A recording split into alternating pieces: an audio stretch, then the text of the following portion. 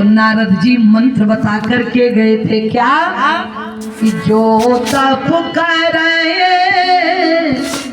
कुमारी तुम्हारी, जो तप करे कुमारी तुम्हारी, जो तप करे कुमारी तुम्हारी, जो तप करे कुमारी तुम्हारी, जो तप करे कुमारी तुम्हारी, भावे उमेश सके पुरारी, सकल पुरानी, ओ तप करे कुमारी तुम्हारी, भाभी में सकल पुरानी, भाभी में सकल पुरानी। और किसने दिया था ये मंत्र? नारद जी ने दिया था। बिटिया को तप करना पड़ेगा, तब महाराज भगवान भोलेनाथ इन्हें पति के रूप में मिलेंगे। और ये मंत्र केवल पार्वती के लिए नहीं है, ये मंत्र हम और आपके लिए भी अनिवार्य है। यदि आपको लगे कि हमारा भाग्य कमजोर पड़ रहा है, यदि आपको लग रहा है कि हमारे दिन अच्छे नहीं चल रहे, तो आपको यहाँ वहाँ भटकने की कोई आवश्यकता नहीं है।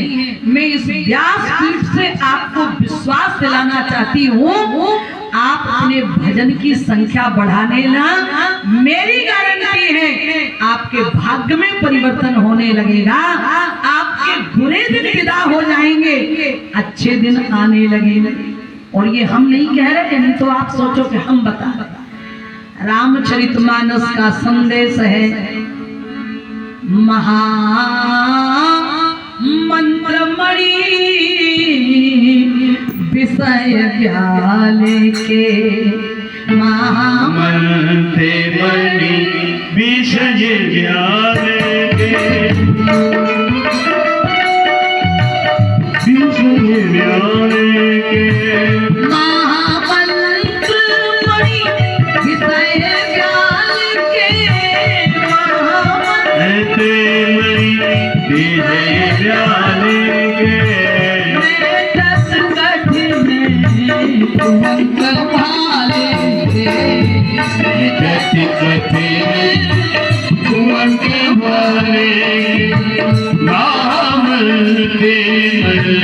विषय व्याले मेटत कटिया तुमन कर भाले के, मेटत कटिया तुमन कर भाले। तुलसीदास जी महाराज कहते खाल की बात छोड़ो। खाल माने हाथ में जो हस्तरेखा बनी रहती है, तुलसीदास जी महाराज कहते खाल की बात छोड़ो। अगर तुमने भगवान के भजन की संख्या बढ़ा दी तो मैटत कठिन कुंवंक भाल के, कठिन कुंवंक, कठिन महाराज जो कुंवंक की यानी बुरी रेखाएं, दुख की रेखाएं, संकट की रेखाएं, बुरे दिन की रेखाएं हैं, वे मिटने लग जाएंगी, अच्छी रेखाएं बनने लग जाएंगी। भजन करना पड़ेगा। अब ये नहीं कि धर्म न करम चाहे गर्मा गरम, भजन हो पाए या ना हो पाए, बस भोजन मिल जाए, भोजन मिल जाए और फिर बिस्तर मिल जाए, सोना और खाना। क्या इसीलिए संसार में आए थे हम और आप? हम तो आए थे भगवान की भक्ति करने के लिए, क्योंकि देह धरे कर यह फल भाई, यह फल भाई, देह धरे कर यह फल भाई भैया, यह धरे कर यह फल भाई, भजी राम सब काम बिहारी, भजी हे राम सब काम विहाय देह धरे कर यह कल भाई हरि राम सब काम विहाय भजिए राम सब काम विहाय। तुलसीदास जी महाराज ने तो यही लिखा है कि देह धरे कर यह फल भाई। क्या फल भाई? मकान बनाना, खेत खलिहान दुकान बनाना, पद प्रतिष्ठा प्राप्त करो, ये संसार का नियम है। लेकिन वे कहते हैं भजिए राम। कैसे? बोले सब काम विहाई, कुछ समय के लिए संसार के कार्य छोड़कर। क्योंकि अगर आप ये सोचते रहेंगे कि जब फुर्सत मिलेगी तब भगवान का भजन करेंगे, तो मरते दम तक फुर्सत नहीं मिलने वाली। ये कान खोल करके सुन लो। विद्वानों ने लिखा है कि जब तलक है जिंदगी, बोले जब तलक है जिंदगी फुर्सत न होगी काम से, तो कुछ समय ऐसा निकालो प्रेम कर लो।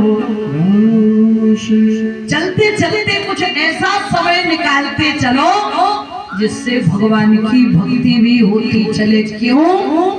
क्योंकि चली जा रही है उम्र धीरे धीरे, चली जा रही है उम्र धीरे धीरे, चली जा रही है उम्र धीरे धीरे, चली जा रही है उम्र धीरे धीरे।